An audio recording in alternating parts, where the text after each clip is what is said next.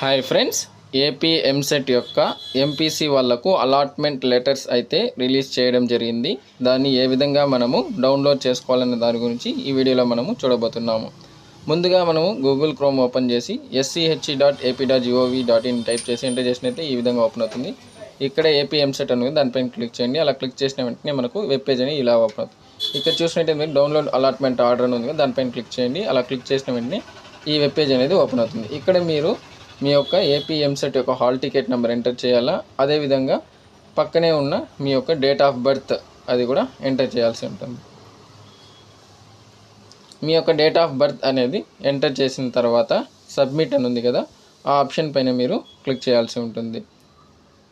Date of birth మీరు కరెక్ట్గా enter చేసి సబ్మిట్ పైన క్లిక్ చేసినట్టయితే మీ యొక్క మొబైల్ నెంబర్, రిజిస్టర్ మొబైల్ నెంబర్కి ఓటీపీ అనేది వస్తుంది.